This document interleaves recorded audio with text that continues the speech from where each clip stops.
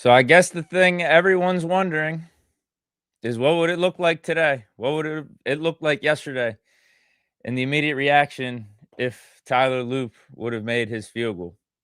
Put into words just the thin line between if they make that kick, season's over, comes to a screeching halt, and missing that kick and the winner going on. You know how it is. If my aunt had male parts, she'd be my uncle. All right. Thanks. So there you have it. New Tomlinism for you guys. Yep. New Tomlinism. And he's right. It's like the Kanye moment at the Grammys. It was at the Grammys whenever he won the award. Everyone was wondering what Kanye would do if Kanye didn't win. I guess we'll never know. Because seriously, what would be the conversations right now if Luke makes that field goal? If it draws in off that right upright instead of fade and ultimately miss, what would we be talking about? Would it be fire Tom? Would it be run it back? I really don't know. I think my energy, because of how the game played out, would be I'm fine running it back. I actually would be fine running it back for one more season. Tweak the receiver room. Maybe fire Terrell Austin on defense from a defensive coordinating standpoint. But, get DK some help, Rodgers some help on offense, another wide receiver, so just another, decent offensive threat. Offensive line's only getting better, it seems like we would even though this loss would suck, it'd be another disappointing season. Offseason will be starting today. I feel like that loss wouldn't have been on Tomlin. I don't think that would have been a Tomlin loss or something that you could point to and say, oh, players weren't ready, this and that. No, we fought hard in that second half. It's just, some breaks that didn't go our way. Lamar Jackson made some plays, and it's just like, hey, you got to give credit where credit is due. Now, sure, we did have our shortcomings, but those happen over the course of an NFL game. So there's that for Mike Tomlin's response to that question. What would you do, or what would be happening right now if Tyler Loop would have made that field goal? Hell of an answer right there. Hell of an answer. I don't know where he pulled that one out of. I feel like that's been said before, though, huh? That's a cliche. I don't think anyone was expecting that, though, last night. Owen Richardson won 1,300 from this game. Aaron Rodgers was the best quarterback we could have gotten. I agree. I definitely agree with the whole Aaron Rodgers thing. It was the approach that we had to take last offseason. Couldn't run it back with what we had going in 2024 from an offensive standpoint. Way too bland, way too conservative, way too limited with Russ, Najee Harris. Obviously, we moved off of Pickens too, but that was more of a locker room thing, a team chemistry thing, a drama thing. But Rodgers was the move. I said the whole time, you got to make a splash at quarterback. The only way you're winning big in this league is if you have elite quarterback play, and you have to have a competent defense. You have to have at least an above-the-line defense, and the Steelers' defense over the last 5 or 6 weeks has been above the line, and Rodgers has been playing, for the most part, at an elite level. But for us to get Rodgers, and whenever you looked at him versus all the other options out there, it's like, yeah, he was the best thing going, considering the circumstances. It was either Rodgers, you take a swing on him after his Jets tenure that he's going to return to form after having, even in his down season in 2024 with the Jets, he had 28 touchdowns, 10, 11 picks. I think it was close to 4,000 yards too. He was top 7, top 8 in both passing touchdowns and passing yards, but the Jets sucked. They had a bad record. And obviously it wasn't his best season. If you're watching the games, it still was a little bit off. The stats didn't tell the whole story, but it's like, bro, maybe he's not too far off of being vintage form than we think if he could just get a part of a good organization and better structure than the Jets. I know he's going to be another year older, but it's a swing worth taking considering he still had a decent stat line in that last Jets season. It's like, it'll be another year older, but, sometimes those greats, Rodgers, Brady, a Big Ben, they can age pretty well. So it's either Rodgers trading for a Stafford or bringing back Justin Fields and hoping that he can develop into a full-time, like, season franchise quarterback. And with what Fields wanted from a contract standpoint, what we got Rodgers for, and what it would have taken to get Stafford, and then seeing how everything played out this season, I think Rodgers was our best bet. Now, obviously, Stafford was the best of those three quarterbacks throughout the course of this regular season. But if the Rams weren't really willing to trade Stafford like that, if they were just entertaining offers but weren't really going to do it, then what can the Steelers do? You know what I mean? Like, it's not like we could have really made that happen. And who knows if we would have even had the best offer. I know the Giants and the Raiders would have been interested in Stafford. You know, Omar Khan likes to operate, get the best deal for the Steelers and try to haul the other team. PPIMTX. I don't know how to pronounce your username. Sorry, but he says it was stupid not to go for 3 before the end of the half. And it was stupid to go for it on 4th on our own 45. We got lucky because we used the defensive and offensive play calling. Okay calling. Had some major flaws. I like that you brought those two things up because I wouldn't have been opposed to kicking the 3 before half. I would have been disappointed, but it's nice to get those guaranteed points in a tight game that it was at that point. I think it would have been 10-6, right? And we get the ball coming out of halftime. So it wouldn't have been the worst decision. But the fact that we're at the 1, it's like, let's not live in our fears with division on the line at home. We actually put together a good drive. Let's try to capitalize. Let's try to put our foot on the gas here, make some noise, gain some momentum going into the half, as opposed to just backing into the half and walking into the tunnel with our tail between our legs because we kicked the field goal. Like, I like that. I appreciate the aggressiveness and trying to go for it and trying to get 7 on the board and tie the game up, because we could have used that 7. We could have obviously used the extra points too in the second half as the game was going back and forth. Instead of it being a 1-score game, it would have been us being up 2 scores for the majority of that time. So it would have had impact. I just hate the play call.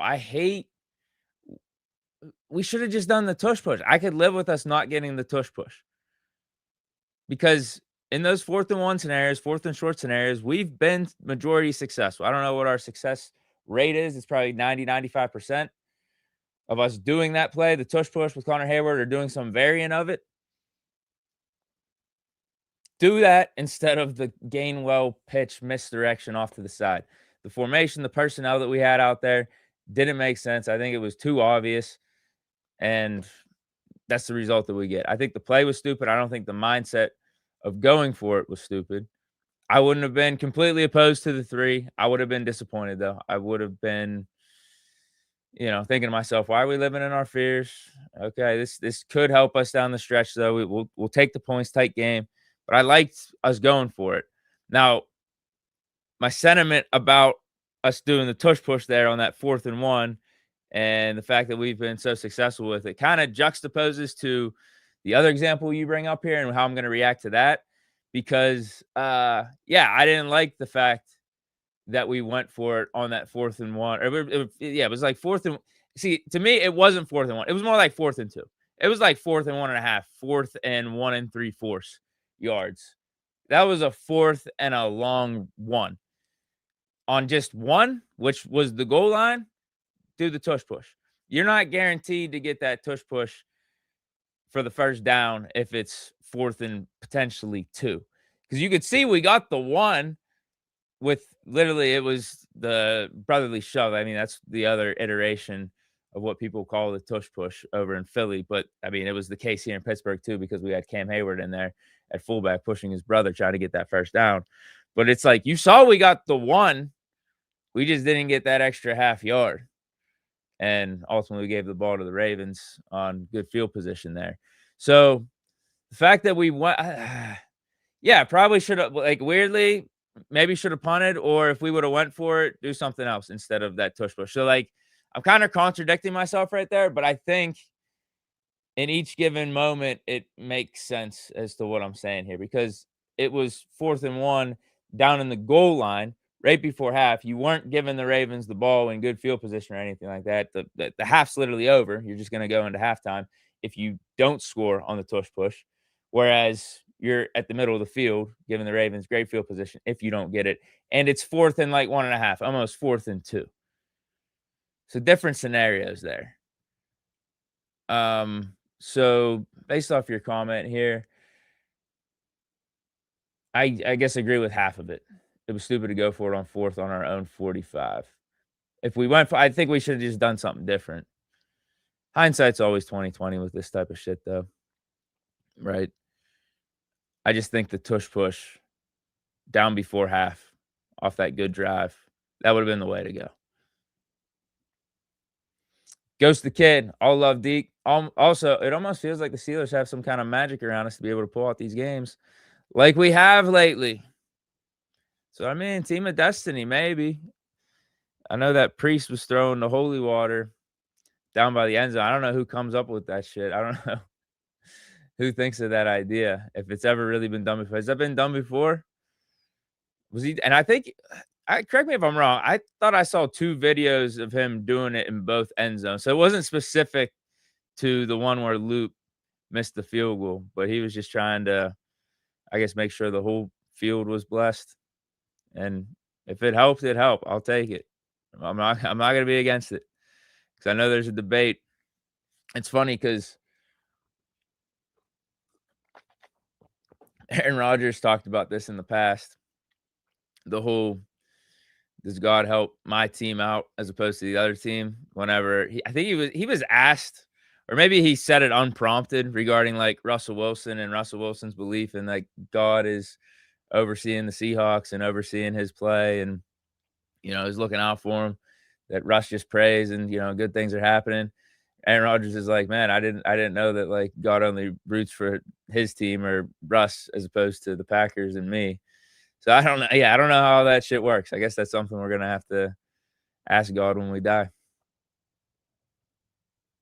All right, let me read some more comments here. I got a couple like notes, just overarching points I wanted to talk about here, discuss.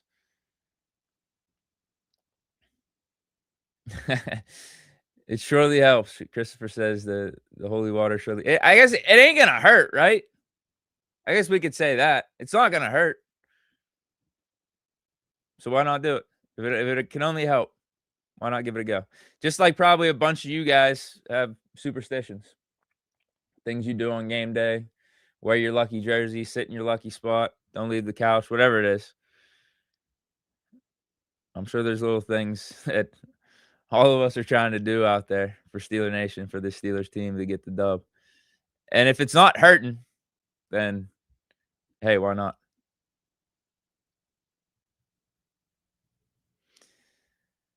Morgan Wheezy, 44. Imagine if we play the Seahawks again in the Super Bowl.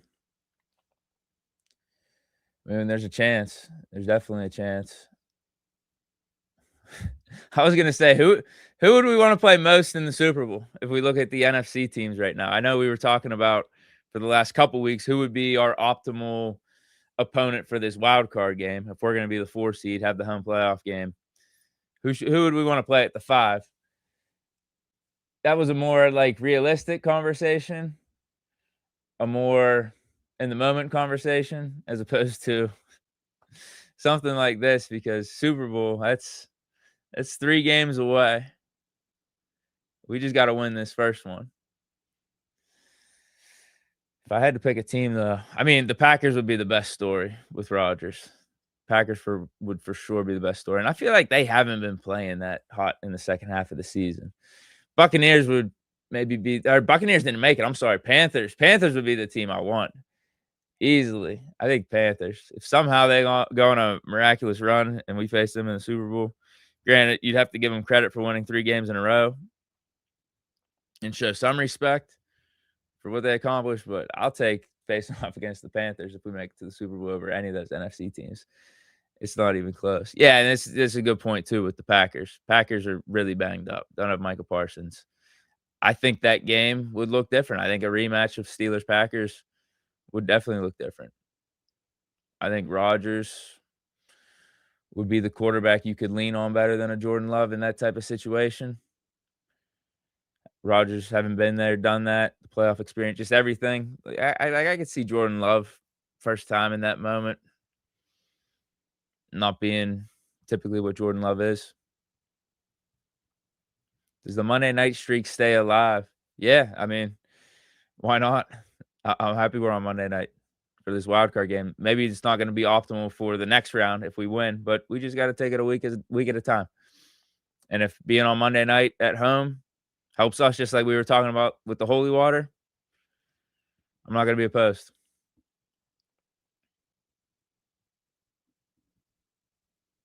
What about the Bears? Wanting to play the Bears?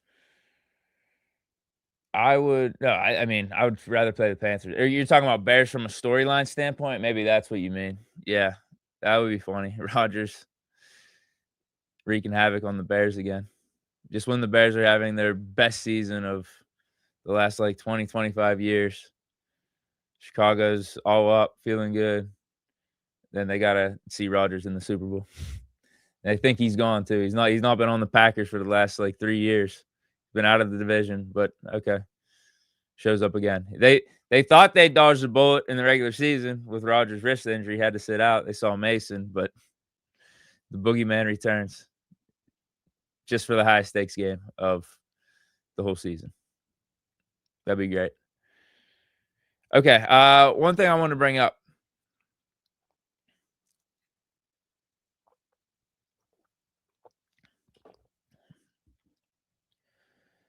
I saw this being floated out there. I think this was on Steelers Depot. This was a headline. I thought it was a good question. I thought it was an interesting thought to bring up. Are the Steelers better positioned this year for the playoffs compared to last year heading into the playoffs? And knee-jerk reaction, I think there's no doubt about it. I mean, if you just look at how we're playing right now, forget about roster for roster, and we can get into that. But just how we're playing, we're not limping into the playoffs. We just won a division. Over our last 5 games, we're 4-1. And those 4 wins were really solid wins against good opponents. 2 of them Ravens. I talked about this yesterday. 2 of them Ravens, 1 of them Lions, and 1 of them Miami. Weird Browns loss thrown into the mix. But as a whole, this team is heating up as opposed to last year. The team was tapering off. We had a nice AFC North lead, middle of the season, 10-3. And then we lose to the Browns on Thursday night. I think we bounced back with a win the following week, but then we lose 4 in a row regular season, ultimately 5 after we lose in the wild card game. But that team was like backing into the playoffs. That team was limping into the playoffs. Pickens was hurt. Russ was losing his mojo. We got way more conservative on offense. I think the defense was getting worse too as time was going on. Now, the offense wasn't particularly helping them out because of some of the turnovers and Russ's poor play and the stagnation that our offense was experiencing. But I think our defense is only getting better and our offense is getting better. We did have that weird hiccup game with the Browns, but honestly, maybe the most impressive performance of this season for the Steelers offense came in this Week 18 game. What Aaron Rodgers and company was able to accomplish without DK Metcalf and how we were able to move the ball. Receivers were barely getting separation. We really had to grind it out. Like those dump-off passes to Kenneth Gainwell and Jalen Warren and the fact that they were breaking tackles and picking up additional 5 or 6 yards, that really mattered. We needed that more than ever. Because we were seeing that a lot through the course of the season. But it's like, if that wasn't happening and the Ravens were actually making tackles on those dudes, we would have been in trouble. But shout out to Kenneth Gainwell and Jalen Warren for helping spark the offense, particularly whenever it was feeling a little conservative and stagnant in that first half, later in that first half as well. But we started to get some mojo there and then open things up in the second half. Arthur Smith and Aaron Rodgers were in their bag trying to get some guys open. Calvin Austin with the touchdown at the end of the game there. Thielen having some clutch catches in between the zones. Obviously, Freiermuth. It was really a group effort all around. The defense, we got the splash, the TJ Watt pick, and then just them, for the most part, stepping up when we needed them to. Bottling up Derrick Henry. For, I guess, a decent part of that was just the Ravens stopping, giving Derrick Henry the ball for whatever reason. But it's not like we were getting gashed like too much. I mean, we saw that in the first half, but there must have been some reason why the Ravens felt like they could take their foot off the gas with giving the ball to Derrick Henry. I don't know why, but we'll take it. We'll take it. But if you just go roster for roster, I mean, not only because ultimately it's the same record, right? Yeah, same record both seasons. 10-7 last year, 10-7 this year. But it feels a lot different heading into the playoffs. I think our O-line's better. Even though Broderick Jones is hurt, Dylan Cook has stepped up in a big way. Fautanu wasn't on last year's team because he was hurt. So, our whole offensive line's better. Better at the quarterback position. Aaron Rodgers versus Russell Wilson. Better receivers. And I don't know if that's saying much. I think that still goes to show we didn't do our best in bolstering up our receiver room this offseason, especially given that we traded away Pickens. But still, I think DK, Thielen, MVS, our utilization of the tight ends when Darnell was healthy. Now we're getting Freiermuth involved late in the season. Utilization of the running backs in the passing game. I think that's all better than what we had going last year, where it was just Pickens and we traded for Mike Williams, had Van Jefferson and Scotty Miller, Skoranek, and Calvin Austin. I think we got a much better thing going from an air attack standpoint. And then just flat out running backs, even aside from the passing game, Jalen Warren, Kenneth Gainwell, way more dynamic than what we had in 2024 with Najee Harris and Jalen Warren. Jalen Warren, still the same, but Kenneth Gainwell definitely over Najee Harris. I don't think there's a question about that. That's one thing I got right, it feels like, in the offseason. There's a couple things I got right. There's things I get wrong. I think we can all admit that.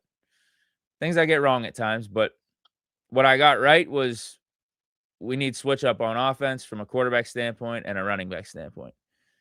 And we did that with Aaron Rodgers and getting Kenneth Gainwell in here, giving Jalen Warren more of the reins. But then as the season went on, we gave the reins more to Gainwell, actually. Aaron Rodgers really liked utilizing him. But it the combo works. I think the combo works way better and is more in line with what an offense needs in 2025 than what we have with Najee Harris. And then on defense, as I said, we're getting better these last 5 weeks this season. Defense is actually stepping up in some critical moments. It hasn't been perfect, because that's the thing. It hasn't been perfect. It wasn't perfect yesterday. There were lapses, but it was time. It's been timely enough. And that's all I've been asking for, at least from this defense for this season. Now, we could still say they're not living fully up to expectations, and maybe the investment in the defense needs to be questioned and all that type of stuff, how much money we're allocating there.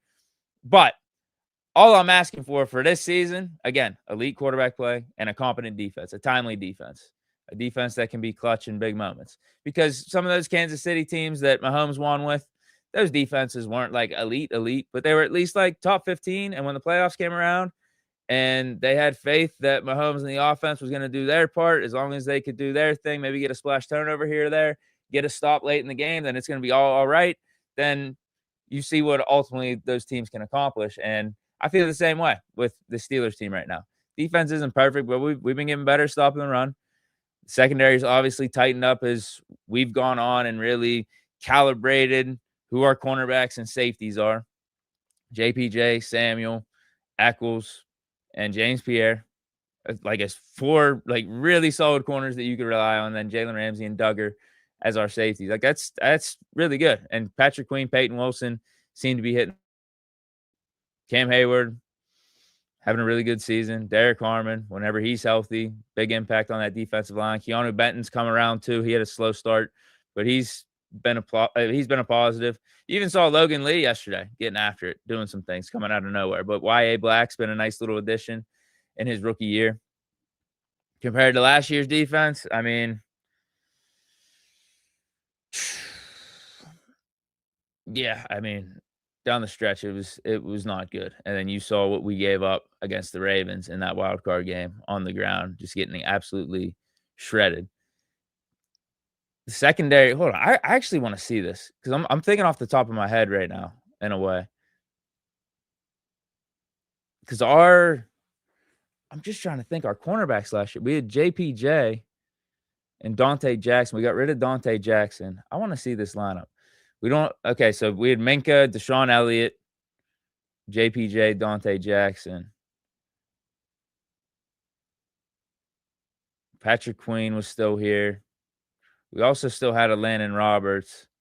Oh, I forgot we had Larry Ogunjobi. Got rid of him. Larry Ogunjobi, Keanu Benton, Cam Hayward. So even though we still have Cam Hayward and Keanu Benton, you see the difference that having a Derek Harmon can make. And I think the elevation of Herbig and Highsmith is helping with that front seven too. Highsmith wasn't having as good of a year last season compared to this year, and Herbig's only gotten better as time's gone on. Unfortunately, TJ has taken a step back, but you could say about TJ specifically, basically the same thing I'm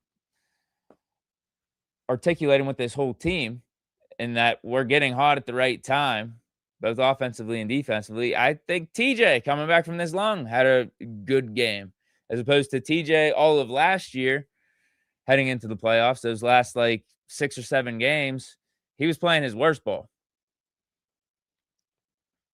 He only had 11.5 sacks in 2024. Now, I know this year he only has like 7 or 7.5, but he's missed some time because of the lung puncture. And last game was a good one for him. Limited snaps, made an impact, had the pick. Was getting around the quarterback, helping in the run game. Like TJ played good. Again, still not the old TJ, still not probably living fully up to the $40 million. But we'll just take what he's given us. If it could be that, and Highsmith and Herbig are still doing their thing, and the defense as a whole is doing their thing, I think that's still enough to be a good defense heading into the playoffs, and enough to go on a run here. Now, maybe you have conversations about the contract in the offseason and all that, but for right now, if he can at least give us that a little bit more, I'll take it. I'll take it. So, yes, I think we are in a much better position. Even though same exact record, we won the division. We're not limping into the playoffs. We've gone on a pretty decent run over these last 5 games. I think roster for roster, we're better. So I don't think there's a reason not to feel good about where we're at, or I guess I think we could lean into this team. I think we could feel good that this team has a chance. We don't have to be scarred, given what they've done over the last month or so. They've actually proven that they could put out a consistent product week in and week out. This isn't we go on a 2-game run, beat 2 really good teams, bad loss. This is like, we could look at a 5-game sample size. I'm seeing stuff on offense that is building off of each other. There's a continuity there. There's an identity that's being built, and the defense getting their confidence back, playing with energy. And I mean, yesterday that was on full display. DK ain't hungover. Nah, bro, I'm good. I'm feeling good. How you guys doing? I'm not hungover.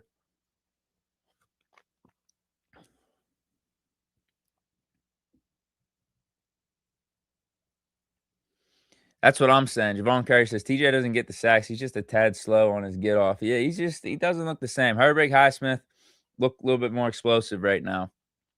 But TJ can still be a good player for us, and at least fill a need for us in the playoffs for the rest of the way. It doesn't have to be at this point just because TJ's not his former self that we don't need him out there. No, I mean, that's still a big-time 3-headed monster of TJ, Highsmith, and Herbig. And then, yeah, Jack Sawyer as your 4th. And you want to talk about, someone in here in the chat says TJ just finds ways to get the ball or something. Hold on, let me pull up the comment. Wait, I might have missed it. Damn. Yeah, I can't find it. I think one of you guys were saying TJ just finds the ball or something. The ball just comes to him. But I was gonna say, like, if there's another guy that happens to, it's definitely Jack Sawyer. It's not just TJ. Jack Sawyer, in terms of the amount of times that he's out there versus the times a ball comes his way or a splash play happens where he's in the vicinity, it's a very high clip. So we got two guys like that in the defense where yes, some good things just happen when they're around the ball. Now I think TJ over the course of his history a little bit more skill related versus Jack Sawyer at this point. Like TJ being able to punch the ball out and do certain things, have certain intricacies to his game. I think that's just high level skill and high level work being put on display whenever Sundays come around. Whereas Sawyer, I think this year, rookie season, a couple breaks went his way. What Tomlin say, like the sun shines or the sky shining on Jack Sawyer every day or every time he's out there. Good things just happen. Maui to Boise says the QBs of the post Ben era: Kenny, Mason, Fields, Russ, now Aaron, all winning records with Tomlin. Not one started a recent non-Steeler season as a winner. And Tomlin is the problem. You know what? I like this point. I like that you brought this up. But the criticism on Tomlin would be like, at least with Kenny, I think at least with Kenny and Russ, and you could say Kenny / Mitch, because Mason and Fields were never intended to be starters. And I actually think Fields did good for whenever he was here. But anyway, I think that's your point, actually. Some of these guys played above their talents when they were here. Now look what they do in their post-Steeler stops. Like Russ is getting benched. Kenny's looking awful with the Raiders. Mason with the Titans wasn't what 2023 Mason looked like. Fields gets benched with the Jets. So I get your point. I get your point there. But what I will say is, who was the one that decided to bring in these quarterbacks and ultimately drafted Kenny to move off of Ben when Ben could have gone maybe another season or two and bring in Matt Canada as the offensive coordinator and try to run an offense with Canada, Kenny, and Mitch. And then after that, we move off of Canada, Kenny, Mitch, that whole era, Mason, and then go to Russ, Arthur Smith. And that was Tomlin. But I get what you're saying. Like, Tomlin does provide a certain structure, a certain floor for offenses with how he designs game plans and wants to script a game out. I'm with you on that.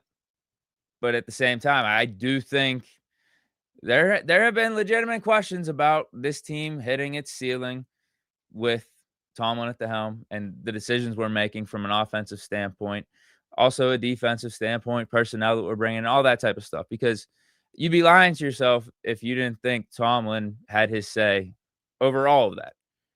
Because Colbert's not here anymore. Tomlin's been here for 19 years. And like Khan's just become the new GM. You mean to tell me like Tomlin doesn't have his say on some of these things? Who's the quarterback? Who we're trading for? Who we're trading away? Who we're drafting? Yes, Omar Khan gets the job done in terms of numbers and ultimately putting the draft pick in. But don't get it twisted. He ain't making these moves if Tomlin doesn't give the thumbs up and say like, yeah, let's go with that. Credit to the moves that were made in the offseason, the moves that needed to be done to get Aaron Rodgers in here, to get a DK in here, to get a Jalen Ramsey, switch up the defense a little bit, make a signing like Asante Samuel Jr. middle of the season, drafting a Derek Harmon. So, yeah, like that's where the credit should be right now. Absolutely, because we knew those 3 or 4 years before this 2025 season, what we were doing wasn't enough. Canada, Kenny, Mitch, Russ, all that. To me, it was clear as day. These guys are limited. Like this type of situation, this type of system we're trying to run, these quarterbacks, it's just going to be limited. You could even throw Najee Harris into the mix as being our RB1. Like this mode of operation is limited from an offensive standpoint. This isn't going to get it done. We need to have more splash. We need to have more explosiveness. We need to have a higher ceiling as an offense. Because when the defense doesn't do their part, if the offense is going to stay conservative like that and just focus on not turning the ball over as opposed to trying to put up like 25, 26 plus points, like you're not going to go on a playoff run. You're not going to be able to compete with these elite quarterbacks in the AFC for 3-4 games in a row. So if we just bring back Russ, if we just keep doing the same thing over and over again, it's like expect the same results. We did different, and we'll see if ultimately we get different. But this was still different, even though, or even if we don't win in the playoffs in the first round, this was different. We won the division. That's something we haven't done for a while. That's something we haven't done since 2020. This is different. We're not limping into the playoffs. And I don't expect us, win or lose, I don't expect us to get blown out in this first round. I expect it to be a game. And that, again, would be something different compared to some of these other playoff performances in recent years. And it would give me hope. I'll just say this. It would give me hope that we can get things done under Tomlin if, these changes actually lead to something better and something different at the end of the day this season. It's like, okay, maybe we can get something going into the future here. If we want to run it back with Tomlin, Rodgers, I'm fine with that for 2026. We know what we need to tweak on offense, get another receiver in here for sure. But the O-line, only getting better. They're not going anywhere. Bring back Gainwell with Warren. Add some reinforcements to the defense. Maybe add another guy on the defensive line, as one of you guys suggested in the chat yesterday. And who knows? Yeah, maybe next year's team could even be better. But the story's still out there for 2025. We still got everything in front of us this year. But I am glad you brought that up. I mean, Tomlin does deserve a certain amount of credit for that. The continuity, the structure, all that stuff that he can provide quarterbacks that are coming in. And we see what happens when they go out and take on other ventures and are on other teams. It's not as good. But I think that was a legit point of conversation over these last few seasons is part of the problem, just our approach and philosophy on offense as well, and how we operate.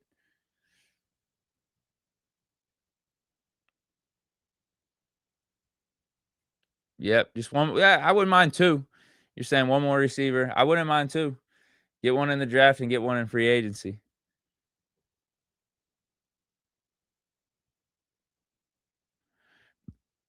Maui to Boise. Aaron is as good as we can get. Yeah, for sure.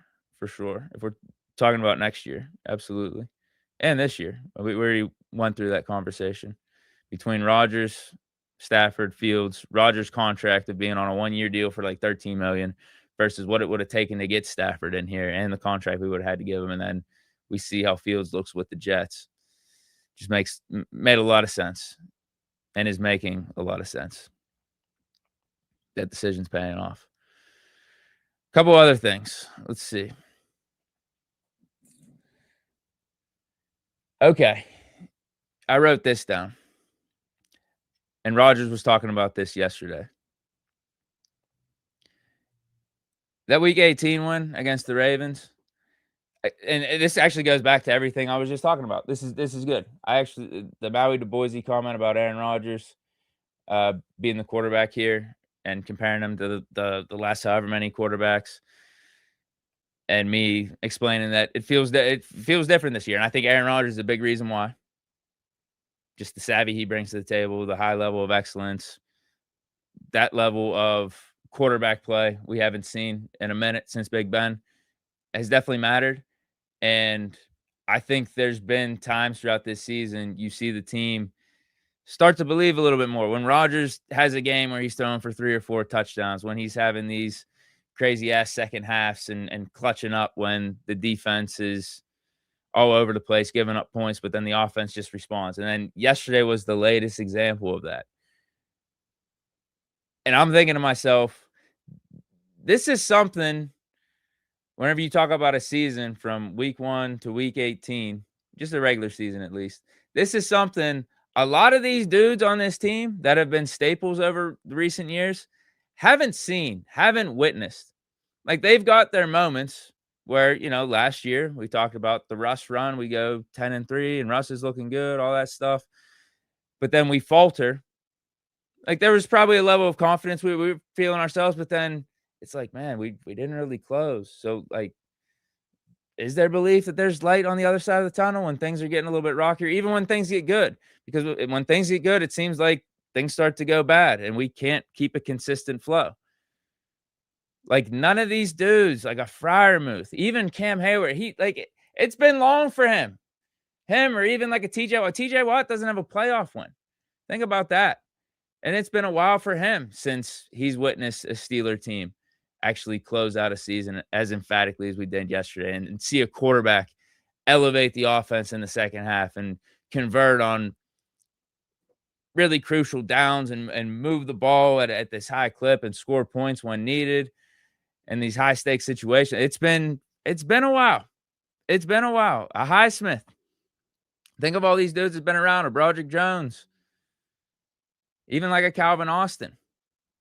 Now we have a lot of newcomers here, a lot of different guys that are coming from other situations where they bring some of that championship pedigree. We talk about Shea Malu, we talk about Jalen Ramsey coming here, obviously Aaron Rodgers, but it's like, I think to see it go from as bad as it was, even 6-6, go on this recent run, Rodgers playing as good as he is, but also not only it's just the play, but him obviously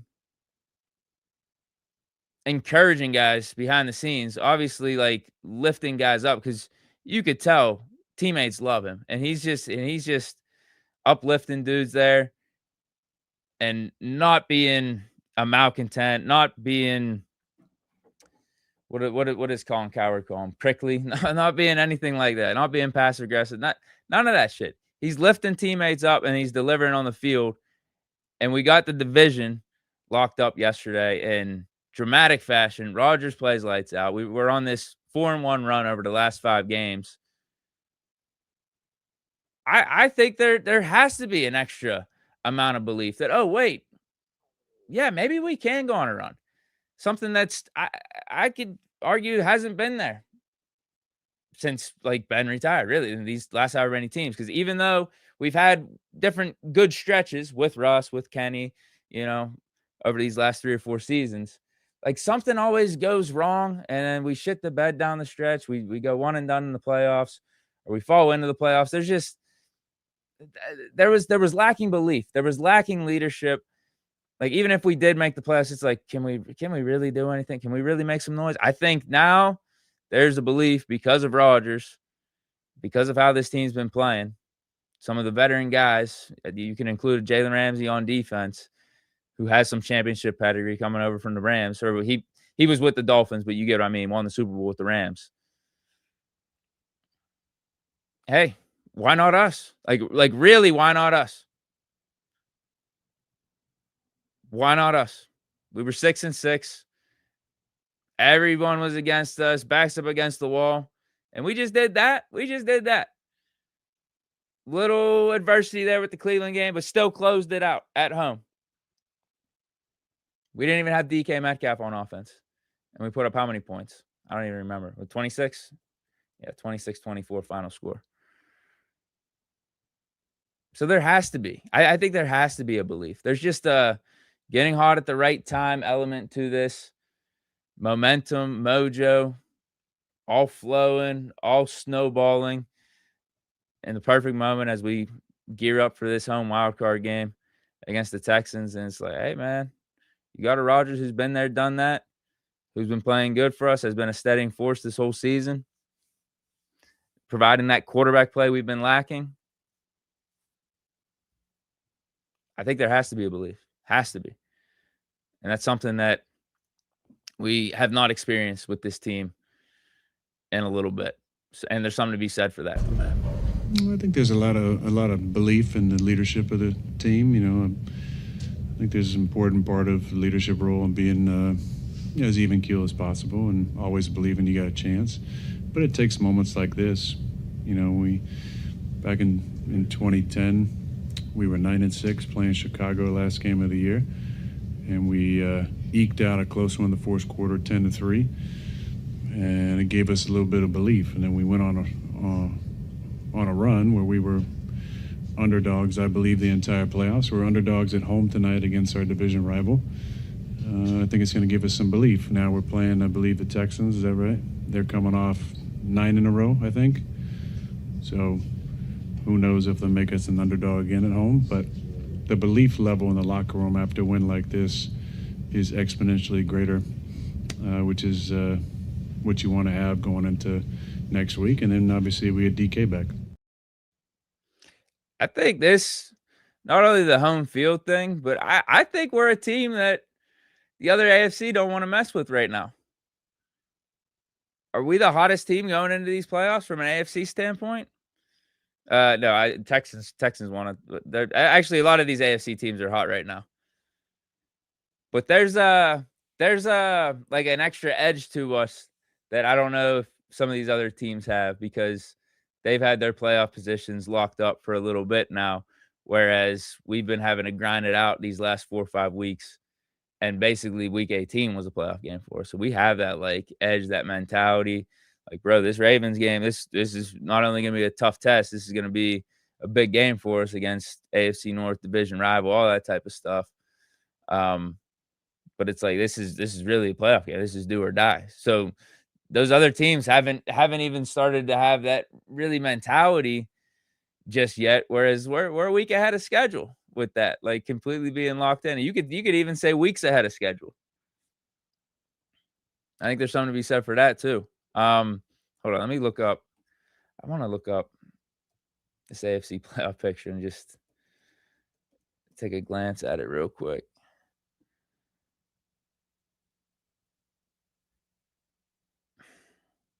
Because I know Patriots, Jaguars, Texans, Bills, they were fighting for seeding, like division spots. But they've all had the playoffs locked up for a minute. Same with Jaguars, Texans. I mean, Chargers even with the Bills. I feel like it's been 2 weeks, really. I think all those teams have had the playoffs locked up at least 2 weeks. Because it really is the haves and the have-nots in the AFC with these playoff teams versus who's left out. There's really good records. Like the worst wild card team is the Chargers at 11-6, and then the 8 seed is the Colts at 8-9. Ravens at 9 are 8-9. Dolphins is the 10th team, 7-10. And then all the other teams in the playoffs: Broncos 14-3, Patriots 14-3, Jaguars 13-4, Steelers 10-7, Texans 12-5 as the 5 seed. Usually 12-5 is enough to win your division and get one of those top seeds. Bills 12-5, 6 seed at 12-5. You could say kind of the same thing going with the NFC with some of these records, because 12-5 is the 5 and the 6 seed in the NFC with the Rams and the 49ers.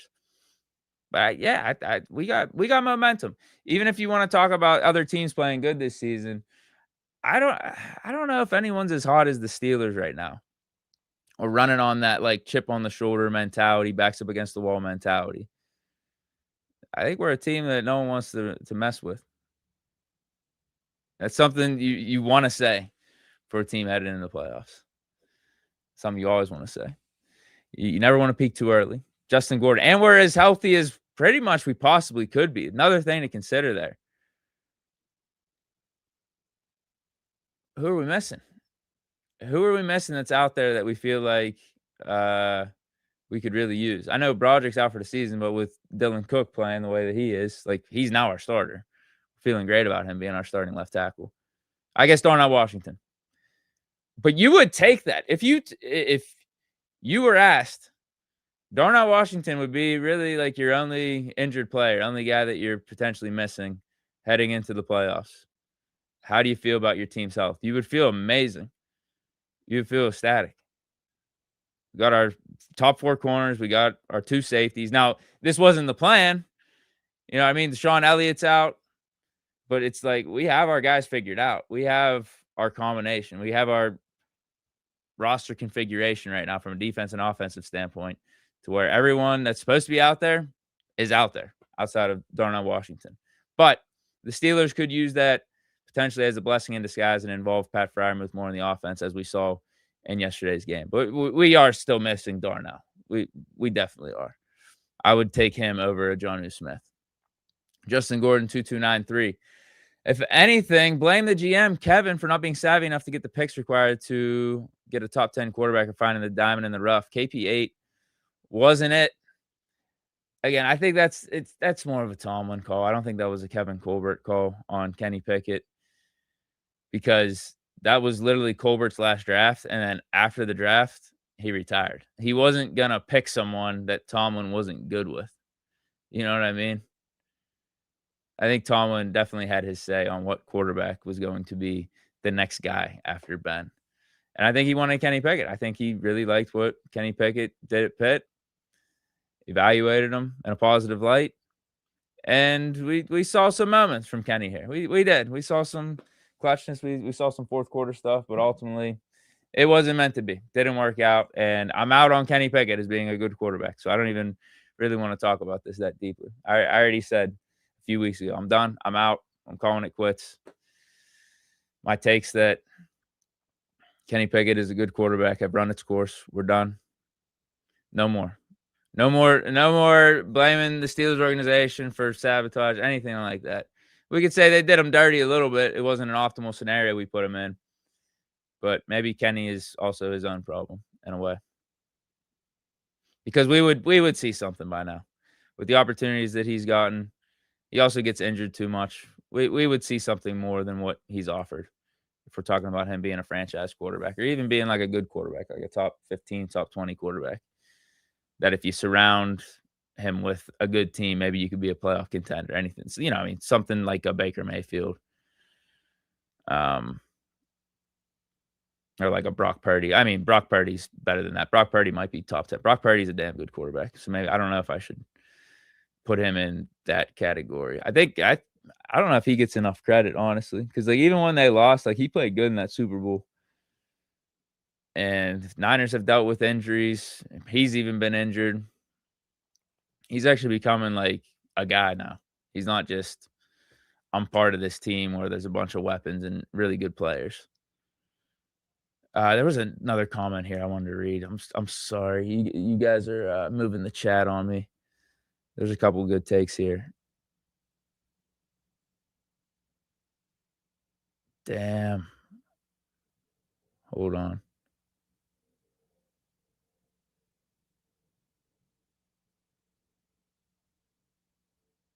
Can't find it. Oh, here's one. Here's a good one, though. 2005 vibes, brother. Yeah, that's what we're talking about. 2005, we won 4 games in a row. And we had to win all 4 games to get into the playoffs, lock up our seed, 6th seed, too. It wasn't even like we won the division. And we just went on a run. That season was rocky, too. Yeah, that's actually a good point. That season was very rocky. 7-5. Got smoked at home by the Bengals. Hushmanzada is doing the terrible towel thing, which ultimately went back to bite them, went back to haunt the Cincinnati Bengals because we faced them off in the wild card round. Go on to win that, pull off a great upset against the Colts, the immaculate tackle, and then shred up the Broncos out in Denver. And then we won the Super Bowl against the Seahawks. So you can make an argument. There's parallels, except for in this situation, we play 17 games. So instead of 7-5, it was 6-6. And as opposed to going 4-0 down the stretch, we go 4-1, and there's a weird Browns loss in there. But so far, so good in terms of general timelines, I would say. Hey, what's good, bro? That dude Peavy. Salute the chat, my boy. What's good, man? Read my first super. Oh, did I not read it? Wait, I think I already read it. Which one was that? Oh, I did. I did miss it. My bad, bro. Thanks, man. I appreciate it. Thanks for making that comment. Yeah, because this goes hand in hand kind of with what we've been talking about today's show.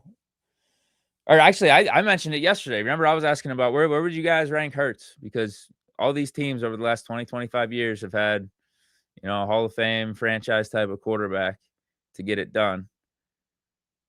You've gotten close with some guys that are more in like that 15 range, like a Jared Goff, a Brock Purdy, a Jimmy G at the time. And then I just thought last year, Jalen Hurts, I don't know if most consider him top 5, but do you consider him elite? Do you consider him like a franchise quarterback? I do know he shows up all the time when the playoffs come around and there's big games.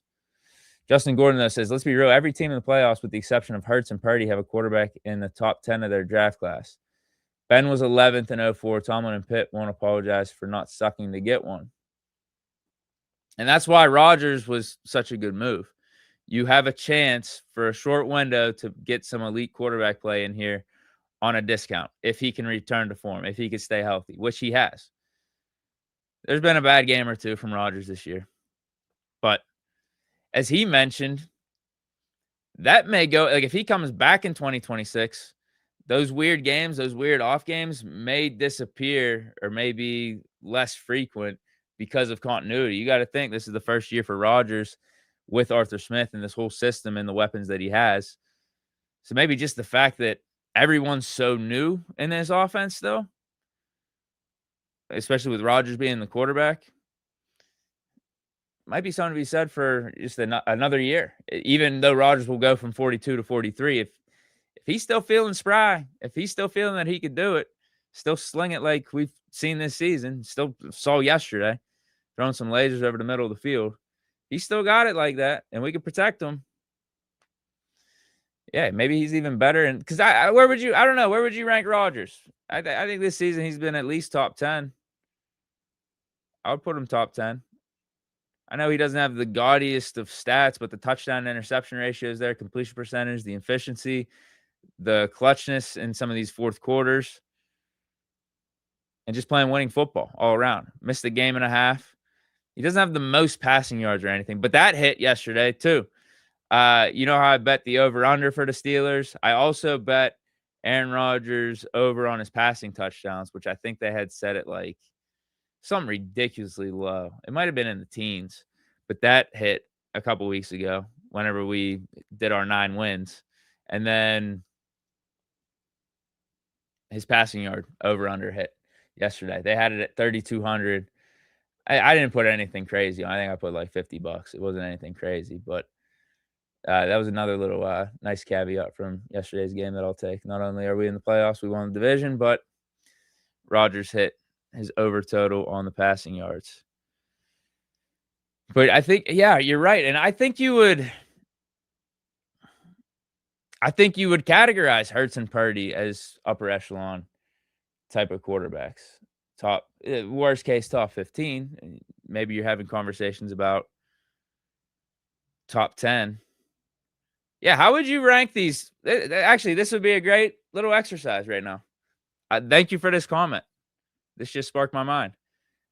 How would you rank these playoff quarterbacks? We'll go both AFC and NFC.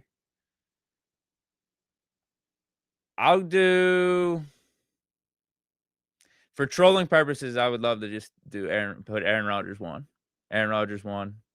Josh Allen 2. But I think we got to say Josh Allen 1 at this point. And then at 2, dude, listen. With how Rodgers is playing, given his experience,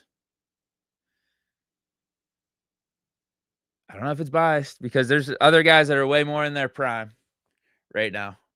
Trevor Lawrence, Drake May. Like, we see the full talent on display with those guys. Caleb Williams is heating up in Chicago. Sam Darnold's actually having a pretty good season with Seattle. He picked up where he left off for the most part with the Vikings. Yeah, in fact, is playing better. He's throwing some weird picks, but he makes up for it. That's something you can't afford to do if you're throwing picks. Josh Allen's done it in the past. If you're making plays after you throw the picks, no problem with that. If you throw a couple picks but have 3 touchdowns and throw together a game-winning drive in the second half, All right, we could live with the picks because that mentality, that gunslinger mentality is also benefiting us too. So you don't want to take that away fully. But the best is whenever you could start to combine the playmaking gunslinger with also knowing when to pick your right spots and keeping the turnovers low. That's when, you're really humming and firing all cylinders and you're at the prime of your career. Josh Allen's kind of hit that point, even though the turnovers have picked up for him this year. Last year was on a heater. Anyway, I think I'm going Rodgers too. Oh, Stafford's playing good this year. Maybe AFC Rodgers is too. You might have to do Stafford. Do you do Stafford 2, Rodgers 3?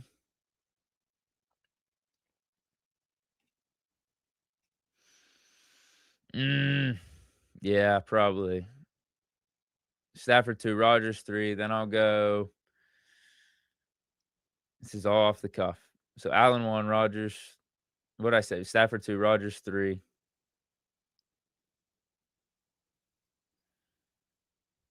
Man, I hate that I'm not being as biased as I used to be. Like I should just have Rodgers 1, or at least Rodgers 2. But I think that's my definitive top 3. I would do that. And then next, damn, you just got a lot of unproven guys, man. Based off history, you could start looking into Hurts and Purdy, actually. But I think some of these quarterbacks are just a little bit better, a little bit talented. But what have they proven in the big moments? Like I'll side with that a little bit more than just raw talent and potential. Purdy and Hurts have got the job done. Yes, have they had good teams around them on their playoff runs, but I didn't think this was going to be this complicated. I'm sorry. I thought I was going to be able to list off 14 names just like that. Boom, boom, boom. Wow. I think I am going Purdy. Or I think Purdy's playing better than Hurts this season. But Hurts got the chip. I don't know if I could put Hurts. Maybe I just don't feel that strongly about Hurts. Oh, man, they've had just so many weird moments as an offense, but push came to shove, he delivered last year in the playoffs, and he delivered the first year they went to the Super Bowl with Hurts as their quarterback. It was big time. Damn, dude, I would feel weird putting Hurts that high up. Like quarterbacks I trust heading into these playoffs. Quarterbacks, I would take if I was starting a team from scratch. Damn.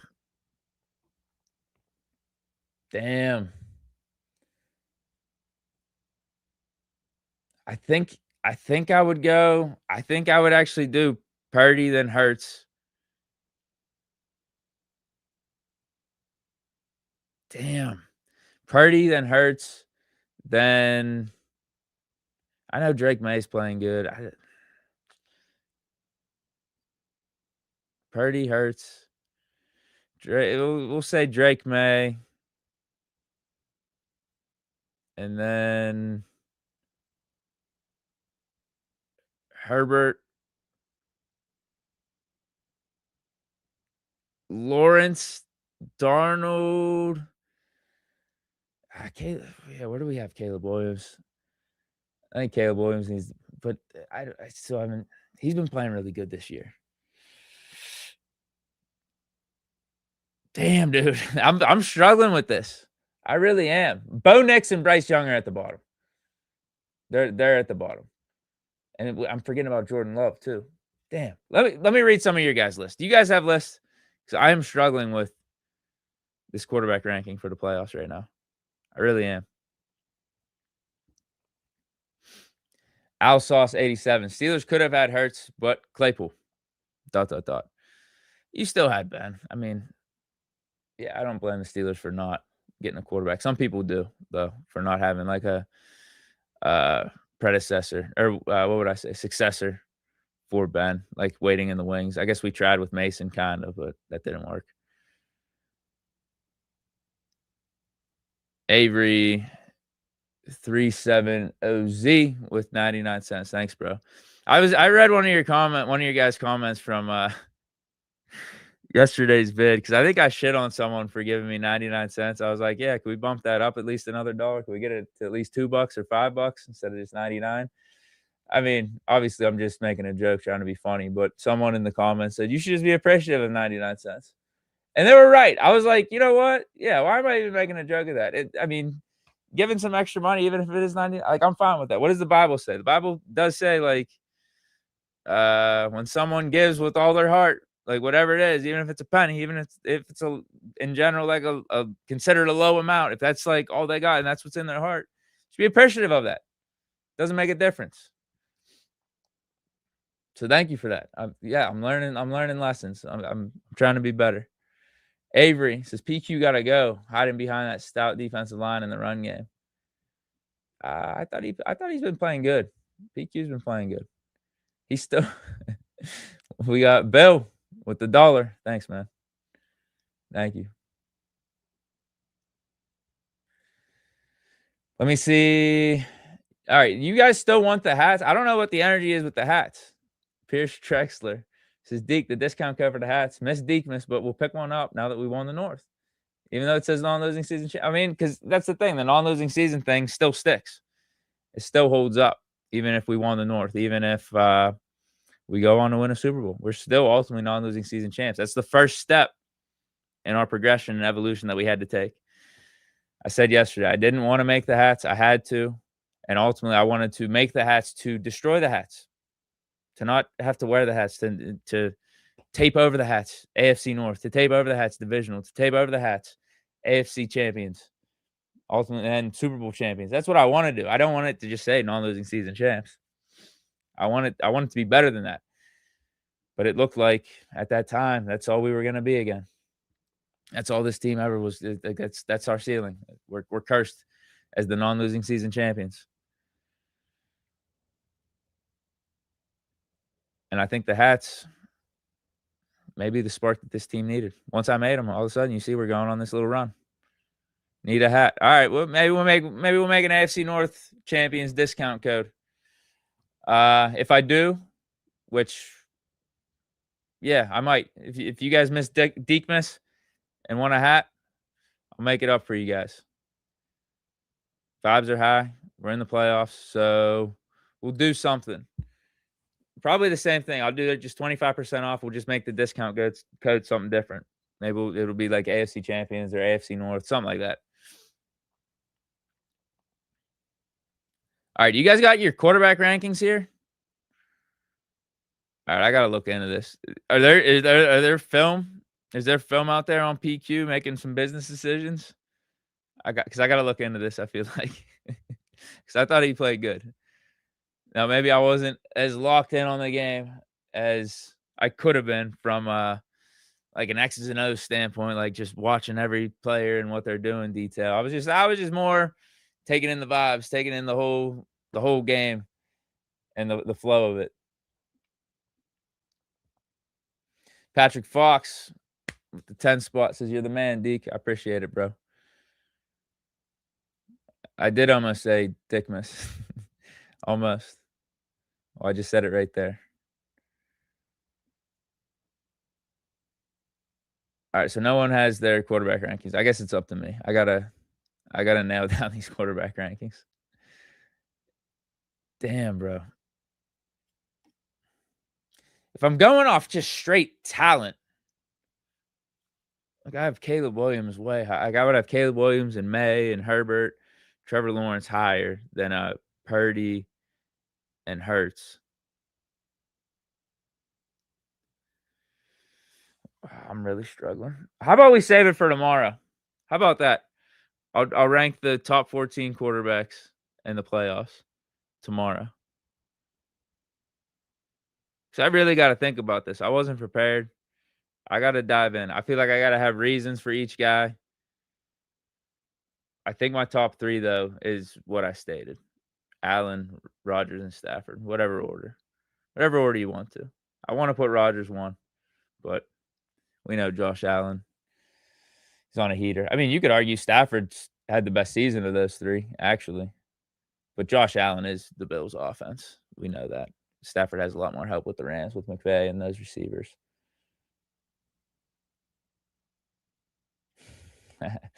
PQ was just saving himself for the playoffs. All right, you better show up. Yeah, but it's like, I know we're joking with that. It's like, dude, you can't have that mentality, especially against the Ravens, against your former team for the AFC North. Come on, bro. Avery 370Z. PQ needs to wrap up, fight off the blocks better, and stop taking bad angles to the ball. Not his fault on the Zay touchdown. Keep up the good work, Deke. Hashtag Sabotage7. Thank you for the Sabotage7 reference. You know what's up, bro. Never forget. Yeah, I got to see some of this tape from yesterday because I feel like PQ's been playing better. He's been playing a lot better. Him and Peyton Wilson as our inside linebackers. Malik Harrison being healthy has helped. He's not a fast guy, that you see him getting burned on some of these edges whenever running backs or receivers are catching it out on the sides. But that's not really his game. He's just in there to stop kind of like the interior runs.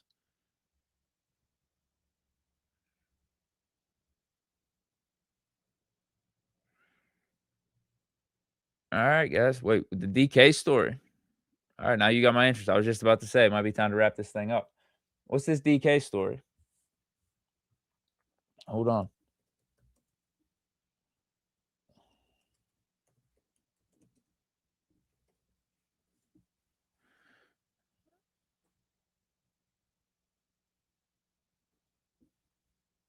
Yeah, what happened? Is there something new that came out? Oh, all right. Hold on. This might be something. DK Metcalf delivers secret message to Steelers. Is this it? Let me read this.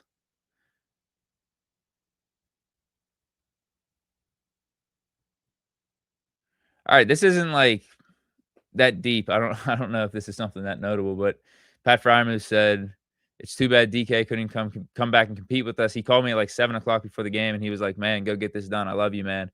It was an unfortunate situation that resulted in his suspension, but I'm super happy I get to play with him again this year. Is that the story? That's not too eventful. If it is, it's a nice gesture from DK.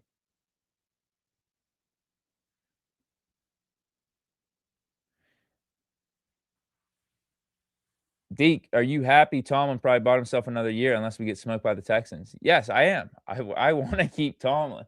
Like, I like Tomlin as our head coach. I really do.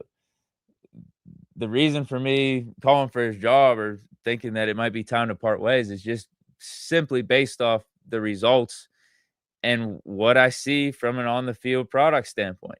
And there's been a lot of times we have not been living up to our potential. A lot of times, way too inconsistent. You know, the seasons speak for themselves in recent years. 9-8, 10-7, big playoff losses. Haven't won a playoff game in 8 years. Turnover from a personnel standpoint, coaching staff standpoint. Tomlin's still here, but we're still getting the same results. It's like, it's not that deep. Like, that's why I thought it was appropriate to consider moving off of Mike Tomlin. That's all. I like Tomlin, though. I mean, I think he's like the Steelers head coach to me. You know what I mean? Like, it would be weird without him. Like, he is been my head coach since, what was it? 07, I guess. It's been a while. I mean, Cower for those few years. After we drafted Big Ben, I was still young at that time. So you know what I mean? Like, Tomlin's been like the majority of my Steeler memories as the head coach. And I like what he's all about. I like his quotes. I like his, mentality. Like, I think he spits facts on like how things are for the most part. I mentioned it yesterday whenever he was asked about getting booed and the fire Tomlin chance and stuff. He's like, yeah, it is. I mean, it is what it is. It's like, I like that mentality. You know what I mean? He's embracing what it means to be a head coach in the NFL and like the responsibility that comes with it. And like, he does acknowledge too, like it just hasn't been up to snuff recently. It hasn't. It's like, it falls on me.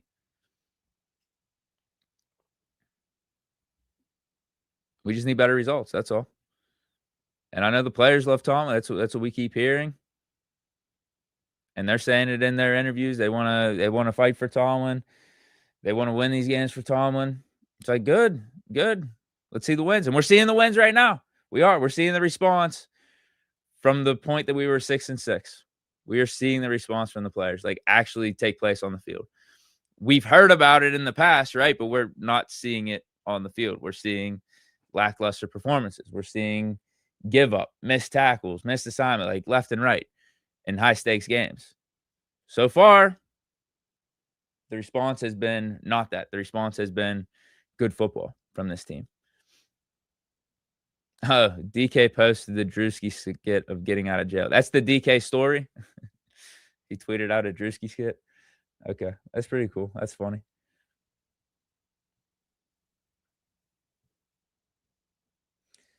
See, this goes back to the beginning of today's show. Whenever Tomlin was asked about what would it be like right now, or what would you be doing? What would the energy be if Luke made that kick? Tomlin's like, what did he say? If my aunt had my uncle part, or if my aunt had male parts, she'd be my uncle. So yeah, I guess we'll never know. I guess that's not something we got to worry about because he missed the kick. But if he did make the kick, I would not be calling to fire Tomlin. I wouldn't. I like in terms of just having a back and forth, a dialogue, and that's what I was doing yesterday. Whenever I was out on the streets before the game, I just wanted to pick people's brains, like, where are you at with this stuff? Because I've said things about what we should be doing with Tomlin and just how our approach should be at various points, and it's differed over the year or so. Once I realized after we lost that wildcard game against the Ravens, which was literally the next day, like right after the Ravens game, like, it's time to move on. Like, there's no excuses anymore. Like, how do we defend what just took place in this game? It's time to move on from Tomlin. And then I woke up Monday. I was like, all right, we know we're not moving off of Tomlin. So how can we actually right this ship with Tomlin? And I gave my solutions. I said, all right, if we get a quarterback in here, maybe we tweak some things. We got to get rid of Najee Harris. We got to get more explosive on offense, et cetera, et cetera. And we did those things this offseason.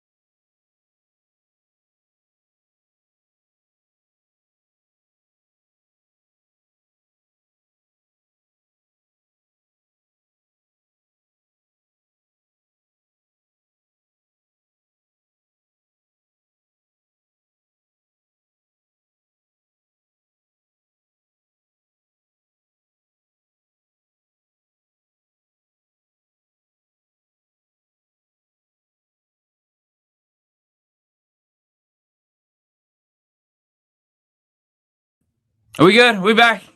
I'm sorry, my computer died. I had to go get a charger, and I had to.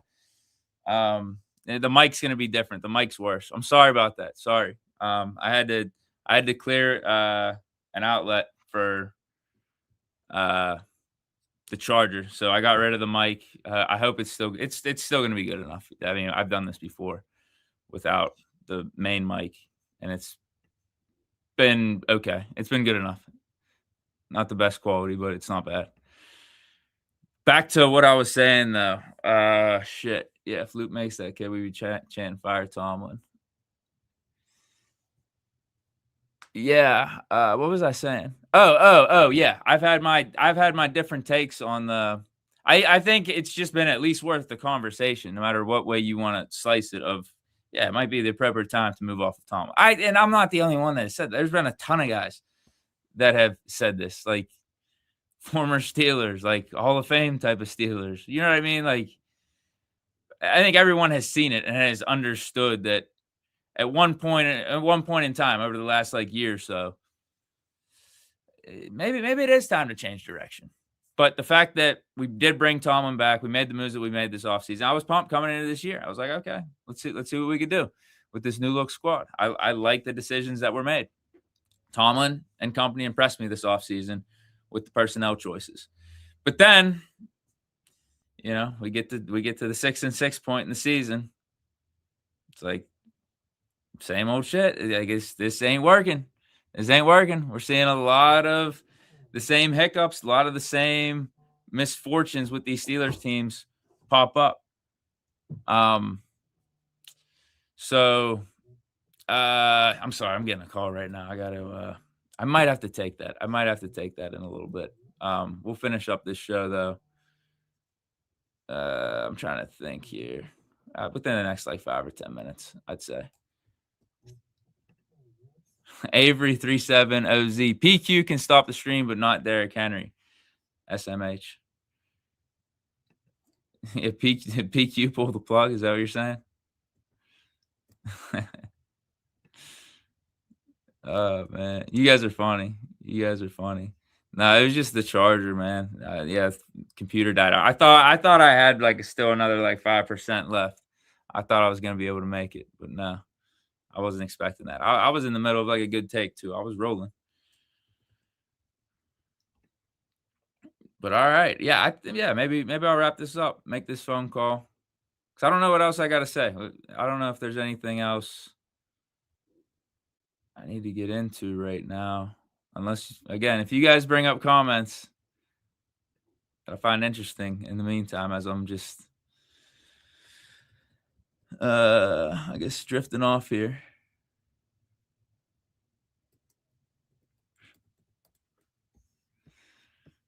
I guess, yeah, this is it. Excited for these playoffs. I think we all are. I'll be back tomorrow. Should I just keep going live? I don't know. Maybe I just keep going live.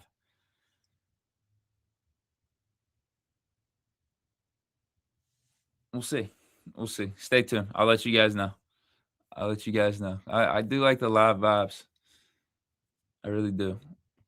But stay chilling. See you guys tomorrow, one way or another. Stay chilling. And I said stay chilling probably 2-3 times right there. Peace out though.